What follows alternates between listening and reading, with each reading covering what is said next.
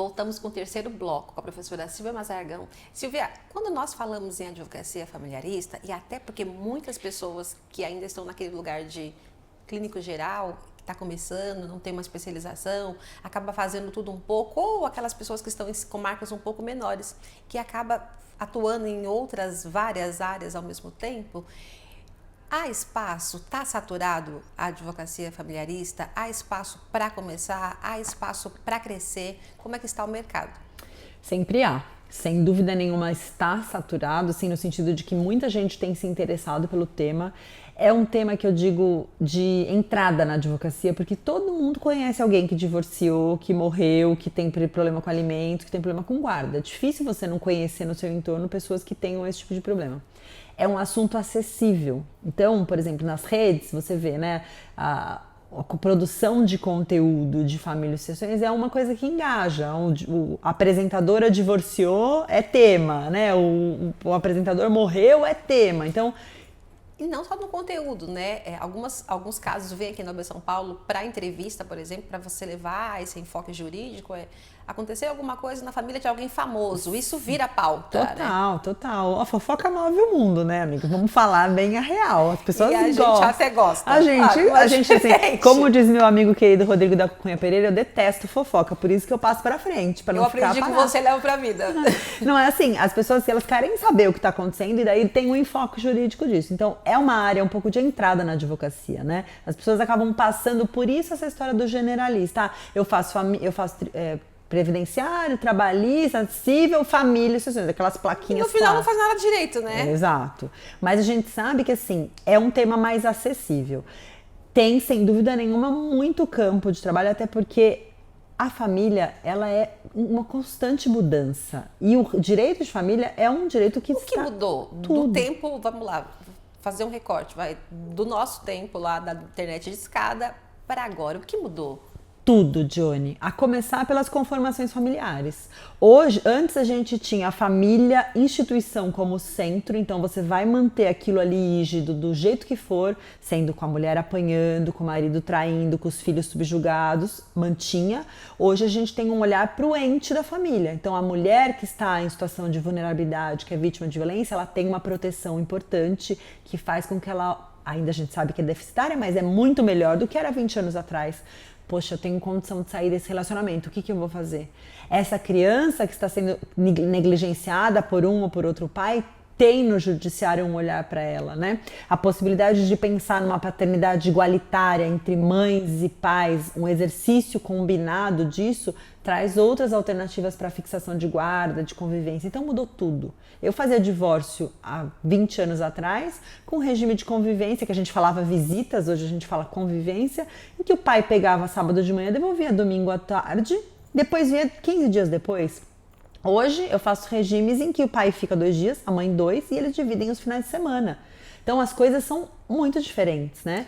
Eu acho que o próprio judiciário, e é claro, provocado pela advocacia, vê as consequências, por exemplo, da violência doméstica como algo muito além dos fatos, do olho roxo. Por exemplo, indenização. A responsabilidade civil na família, é um campo super novo, tem muita coisa nova pra gente falar. Responsabilidade civil na família é uma. O julgamento sob a perspectiva de gênero, que está começando a aparecer nos julgados e que tem começado a trazer um novo olhar para a advocacia. Estou aqui com este livro, que inclusive Silvia Mazargão e eu, doutora Larissa, doutor Fábio, doutor Felipe Fernandes, somos coordenadores. Aqui tem um artigo seu. Fala um pouquinho sobre esse seu artigo, que é para a advocacia familiarista e que tem uma perspectiva de gênero e de raça. Que é um elemento essencial para você ter paridade de armas no processo e para você ter sucesso. Porque acho que é importante a gente falar também que quando nós advogamos para mulheres, nós precisamos fazer uma perspectiva de gênero para que a gente tenha chances de bons resultados no processo. Né? Sem dúvida. E, Johnny, eu acho que quando a gente advoga em geral, a gente precisa ter também uma perspectiva de gênero. Por exemplo, quando a gente advoga em questões de parentalidade. Porque o gênero nos oprime com relação à maternidade, por exemplo, né? Esperam de nós que todo o cuidado que é feito na vida comum seja reproduzido na vida pós-rompimento. Só que quando você rompe, você tem menos tempo, mais dificuldades financeiras e ainda assim você tem que cuidar sozinho daquela criança. E como isso impacta lá nos alimentos, por exemplo? Muito, muito, porque você não consegue fazer uma pós-graduação, você não consegue trabalhar full time, deu 5 horas, tem que sair buscar a criança na escola. Porque não bastando a escassez de tempo, que é próprio das mulheres, há uma escassez financeira mesmo, né? Nós ganhamos menos. Sim, vocês sabem que uma vez eu fui fazer um evento online, faz um tempinho já, lá em Minas, não lembro onde era a cidade, mas aí tinham 4 ou 5 palestrantes mulheres e um palestrante homem, né? Aí no meio do evento ele falou assim, eu preciso ir embora porque eu vou pegar meu filho na escola. Aí todo mundo, pega meu filho na escola, que lindo, né? Aí ele saiu, cara, eu nem aguentei, porque você me conhece. Falei, gente, eu só queria falar uma coisa, assim, se eu tivesse dito isso aqui, vocês iam falar, nossa, que responsável, tô saindo pra pegar filho na escola, né? Que é a história Não faz mais que obrigação. Que é a história do bebê que chorou na sustentação oral, você lembra disso? É importante nós falarmos sobre isso, né? Sim. Sobre divisão sexual do trabalho. Sim. É importante nós falarmos sobre para isso. Para ocuparmos os espaços que nós ocupamos, eu, você, a Patrícia, a Dani Magalhães, outros tantos dirigentes de ordem que estão aqui, alguém está fazendo lá a função. Muitas vezes não está fazendo. Né? Mas muitas vezes é uma outra mulher paga, né? A maioria delas. Ou em pessoas que têm um parceiro privilegiado, como é o meu caso, por exemplo, a gente divide as responsabilidades da forma que ele exerce a paternidade dele, cuidando. Então eu consigo, tem um evento hoje à noite, eu vou porque ele está cuidando dos nossos filhos. Nossa, que é um super pai? Até, mas não faz mais que obrigação, assim como falam de mim, nossa, porque não faz mais que obrigação. Olhar com essa perspectiva de gênero é algo que tem feito a nossa advocacia mudar na família. Isso também mudou. O nosso enfoque para advogar, para atuar desde a entrevista, por exemplo. Total. Ok. E com relação a áreas, há outros produtos na advocacia familiarista? Muito. Por exemplo, a advocacia extrajudicial. Então, a advocacia preventiva na família. Como assim? Por exemplo, conversar sobre patrimônio antes de casar. Poucas pessoas fazem isso. Quando isso for algo mais corriqueiro, a gente vai conseguir evitar tantos problemas, Johnny. Isso precisa ser feito até para as pessoas que não têm tanto dinheiro assim. Principalmente. Porque dá a impressão, olha, testamento é coisa pra gente rico. Pacto judicial é coisa pra gente rico. Principalmente para quem não tem tanto. Porque a pessoa trabalhou a vida inteira para conseguir construir uma casa, um carro. Assim, e é só a casa, né? É só aquela. Se aquilo se desfizer, se aquilo se perder, por exemplo, um apartamento que a pessoa lutou a vida inteira, os herdeiros começam a brigar, ninguém paga condomínio, o apartamento vai a leilão por ausência de pagamento de condomínio. Uma vida de trabalho jogada fora. Então, esta pessoa precisa pensar, como é que o meu filho, a minha filha vai pagar o ITCMD 4% se eu tenho só um apartamento? Eu vou fazer um seguro. Vou deixar um segurinho lá, o apartamento vale 100, o segurinho de R$5.000 que eu vou pagar por mês, se eu morrer, tá na mão, tá aqui, como eu cobro isso? Eu cobro isso como consulta? Como eu faço um parecer? O planejamento eu cobro em 2 etapas. Normalmente eu cobro uma fase inicial, eu cobro a consulta para entender o que a pessoa precisa, daí eu cobro uma fase inicial de estudos e uma fase secundária de instrumentalização. Então eu vou propor para você no seu planejamento um testamento seu, um testamento da sua filha, pensar no seu patrimônio onde ele vai ser alocado, o que você vai fazer com o seu dinheiro, com a sua previdência. Então a gente vai construir juntas, você vai construir vai fazer uma empresa, vai colocar o patrimônio dentro. Então eu vou te trazer a estrutura, Johnny, a gente vai pôr isso aqui, a sua filha a gente faz assim, o seu filho a gente faz assim, o seu marido a gente faz assim, ajusta todos os... Vou precisar fazer 4 testamentos, vou precisar fazer tá bom. Eu cobro X reais cada testamento, eu cobro X reais para te auxiliar na empresa, eu cobro X para fazer a parte de previdência e a gente vai escalonando isso de acordo com o trabalho que for dado. Tá, me veio aqui uma lembrança que uma das melhores palestras que eu assisti foi você falando sobre herança digital. Que também é outro campo super vasto. E esse negócio vai tirando o seguidor que foi comprado, que não vai interagir, que não vai te contratar para absolutamente nada. O seguidor também é um patrimônio. Sim, e não é tão longe. Tá, então fala um pouquinho. Vou te dar um exemplo prático para mim. Conta pra gente que aconteceu sobre essa herança digital. A herança digital é um termo que se cunhou assim com relação à transferência patrimonial pós-morte do que a gente tem no campo digital. Eu gosto de falar em patrimônio digital. Explica melhor. O que tem de patrimônio digital? Muita coisa. A própria conta no Instagram, que é monetizada ou não. Fica pra Bitcoin. quem? Então, Vamos hoje lá, os meus pouquíssimos seguidores. hoje fica a pra gente quem? não tem regulamentação sobre isso. Eu tenho que fazer isso Você contratualmente? pode fazer isso através do contato herdeiro da plataforma que você faz, mas se isso tem um valor, você pode, por exemplo, constar em testamento que você gostaria que tal pessoa administrasse. E o Instagram vai respeitar isso? Então, não se tem uma definição ainda, não é um campo meio que selva, né? A gente tem um monte de perspectivas e a gente tem que pensar em algumas premissas acadêmicas para falar disso. Então, a primeira delas é que sim, essas plataformas deveriam cumprir a vontade de quem deixou como testamento. Se vão ou não, vai ter que judicializar e não temos resposta ainda. A segunda dela é que operacionalmente isso é possível. Então eu deixo para você, mas o Instagram tem que dar uma forma de você acessar a minha conta, porque eu posso não ter deixado minha senha, por exemplo. E a terceira delas é que a gente consegue valorar esse patrimônio. Quanto custa uma conta? Quer um exemplo super interessante? Fui fazer há um tempo atrás um divórcio consensual. Acho que eu ia te perguntar exatamente isso. Te Um perfil de casal, Era por um exemplo. casal que eram os dois profissionais liberais e eles tinham um perfil da empresa que era usado para prospectar o serviço deles. Então usava bastante. Tinha acho que 15 mil seguidores no perfil, nem era tão gigante assim, mas era um perfil interessante. E a empresa ia ficar com ele na história. E o perfil ia ficar com ela. Porque não era da empresa, era da atividade, né? E aí, quando a gente tinha fechado tudo, Johnny, guarda, convivência, alimentos, divórcio, tudo. Mas sempre tem mais, O conta. cara ligou, o advogado, e falou, doutora, então, ele quer R$50 por seguidor. Oi? 15 mil? Fonte, vozes da minha cabeça. Não existe, né? Da onde a pessoa tirou esses R$50? Não existe. Lançou lá um valor no vento, ela virou e falou assim, pode dar o perfil pra ele, não quero saber, fica com essa porcaria. Mas às vezes aquele perfil, ele tem um valor. Sim.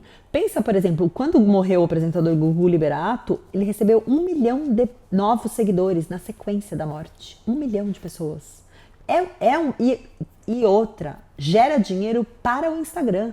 Porque aquelas pessoas entram ali, engajam, deixa eu ver o Google, puxa, não tem uma conta, entro no Instagram. Então, isso ainda não tem uma regulamentação, a gente tem algumas decisões judiciais, a gente tem correntes diferentes com relação ao posicionamento, então tem correntes que acham que tem que transmitir tudo, inclusive o que tem caráter existencial, e tem correntes que acham que tem que transmitir só o que tem caráter patrimonial. Então, Bitcoin, dinheiro, a alocação, o recurso que o YouTube gera, mas não a conta em si.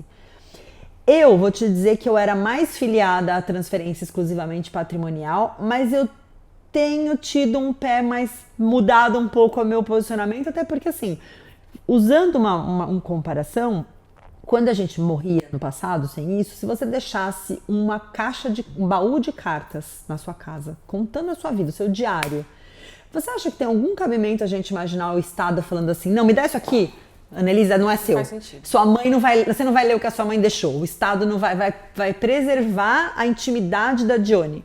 Não faz sentido. Claro que a proporção é muito maior, né? Porque a gente fala de e-mail, a gente fala do inbox, da caixinha, né, do Instagram, que tem o oi sumida, oi sumido, né? Eu não sei, eu já tô eu quero que não tem. Eu quero morrer, põe lá no codicilo, quero ser enterrado com meu celular. Né, o João Aguirre que falava isso. O João foi um grande amigo, foi um dos primeiros a fazer palestra sobre o tema. Ele falava, tem que deixar lá, eu quero ser enterrado com o celular. Do doutorando se eu morrer, publica a tese.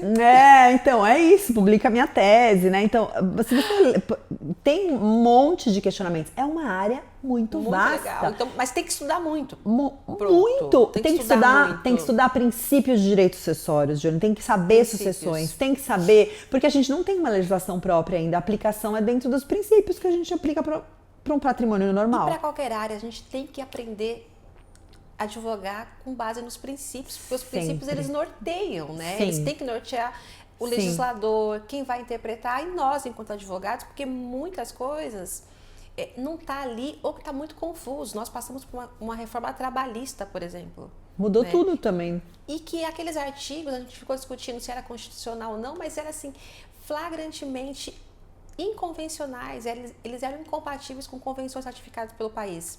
Então, é importante a gente saber o que tem antes. Sem dúvida. Que são os princípios que vão estruturar todo o ordenamento jurídico. Né? E não é dancinha do TikTok que vai ensinar isso. Vou falar isso mais uma vez. E para as jovens advogadas que namoram, que estão apaixonadas por jovens advogados e que estão pensando em fazer um perfil do Instagram, conjunto. duplinha, Casal, gente, talvez seja o caso de repensar, né? Assim, a gente precisa, isso precisa ser repensado. A nossa subjugação de carreira também precisa pensar nisso. Não dá para nós estarmos sempre atrás, né? Dá para ser apaixonada, mas olha, o seu perfil é seu, o meu é meu. E dá para ser apaixonada, especialmente por um homem que valoriza o seu trabalho, né? Por uma pessoa em geral, não só, mas uma pessoa que também vai se sentir bem de saber que você está crescendo profissionalmente, que não te apequene. Que não te apequene. E o que é difícil, porque os homens também foram moldados, a masculinidade deles foi forjada naquilo, eu sou melhor do que ela, né? Então quando ele olha e fala assim, nossa, talvez a carreira dela seja mais promissora que a minha, tem que ser muito homem para falar, vai. Concorda? Sim. E nós precisamos falar de microviolências, Total. né? E até que ponto é legítimo e não é violento você se sentir pressionada pelo namorado a dividir um perfil no Instagram, mas no qual só você produz conteúdo, mas talvez ele grave, porque os homens têm mais facilidade de falar em público, por exemplo. Sim. A voz deles é mais aceita em público. Tem um estudo que diz isso. A voz masculina... Os algoritmos, eles são programados. Mais confortável. E a gente sabe quem vai engajar, né? É isso. Né, assim, eu percebi muito isso no Twitter, né? Agora a X, assim, até abandonei aquela porcaria por razões óbvias, mas você via, assim, as sugestões eram sempre no mesmo perfil. Para mim, eram sempre homem branco, meia-idade, assim, e com direcionamento das coisas que eu pensava também. Não eram situações muito distantes de mim, mas o perfil de pessoas era quase sempre igual. No ano retrasado, eu fui para Minas Gerais palestrar num evento da Comissão de LGPD com Direito de Trabalho, Comissão das Mulheres Advogadas, lá da Mulher Advogada, que é DAS, para a OAB Seccional Minas Gerais. E eu fui falar sobre discriminação algorítmica. Eu tive acesso a um material de uma doutora, acho que pela USP. Na pesquisa ela fala que os dados eram programados naquele exato momento para apresentar, por exemplo, numa pesquisa, mulheres 8 vezes menos do que os homens. Total. E a gente está falando muito em namoro, e já que o amor está no ar, vamos falar sobre essa gracinha aqui, que é a sua dissertação de mestrado, né, na PUC São Paulo, que fala sobre, que tem o tema de contrato paraconjugal, a modulação da conjugalidade por contrato. Conta para nós do que significa, do que se trata, do que se alimenta. É outra área super promissora no direito das famílias, que é a área de contratualização das relações familiares. Nós não temos uma legislação que acompanha a velocidade das relações humanas, né? Que bom também, porque as coisas precisam se assentar. A gente não sai fazendo lei à torta direito, né? As leis, elas precisam refletir... A gente demora para fazer leis, Demora. Né? A gente demora. O ideal, inclusive, é que se demore, para que se assente o processo legislativo, para que seja discutido tanto que precisa ser, para que não seja algo assodado, né? Claro que não precisa demorar 40 anos, não, mas precisa ter um processo que seja... que seja decantado, né? A gente precisa pensar, faz sentido abrir essa discussão? Para que lado essa discussão pode seguir? Como é que de forma responsável... Estamos maduros para debater isso, né? Exato. Temos um congresso que faz sentido fazer esse debate, e tudo isso precisa ser pensado. E a contratualização, ela vem para suprir a ausência de certas regulamentações sobre relações humanas. Eu tenho sempre dito isso, a ausência de formalização dos combinados, porque as famílias elas vivem assentadas em combinados. O combinado não sai caro? Não sai caro. Mas depois quando acaba, mas não era bem assim, isso. Né? E esses combinados, às vezes, eles são tácitos, né? Às vezes eles são conversados. Nos casamentos, em especial, muitas vezes eles são sem conversa. Eu sou casada com você, eu sou o homem, você é a mulher, você limpa a casa, eu chego em casa e tá tudo limpinho. Isso é um combinado social, uma imposição social, né? E aí vai a minha carreira, você ascende profissionalmente, eu não. Isso, você é o homem, eu sou a mulher, eu cuido das crianças, você paga os boletos. Né? Então, esses combinados, eles podem ser ajustados, talvez também por instrumentos jurídicos, que deem a eles validade.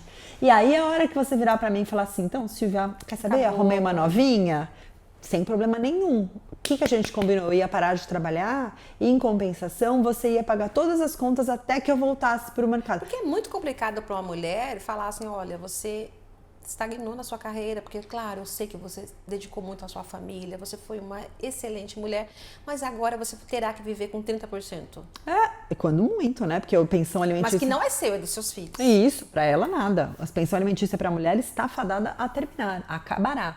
O tribunal já tem se posicionado muito nesse sentido, o STJ também, e a princípio, Johnny, faz sentido a gente pensar que cada um vive do seu próprio esforço.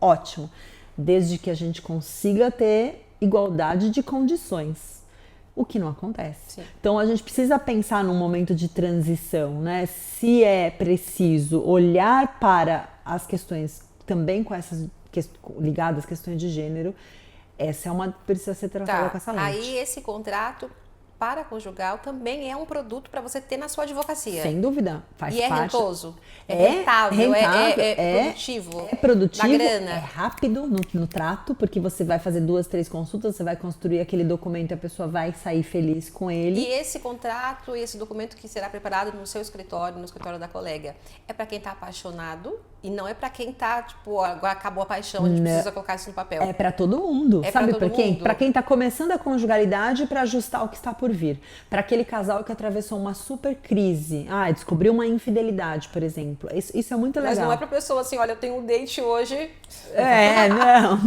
Não pro date, né? Mas assim, eu descobri uma infidelidade. É a 10ª vez que esse cara me trai. Eu não quero mais essa realidade. Só que eu não tenho dinheiro para pagar a consulta da Dione para me divorciar.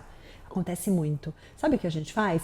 Você faz um contrato assim, me perdoa. Aí vem aquela, me perdoa, eu não vou te trair nunca mais, nossos filhos. Aí ela me perdoou. Ela fala assim, eu perdoo, só que você vai assinar esse papel aqui, ó, que se eu te pegar de novo, que vai pegar? Multa? Tem uma multa. E eu vou pegar esse dinheiro, sabe o que eu vou fazer? Eu vou pagar advogado e vou me livrar de você. Isso é libertador. Isso é libertador.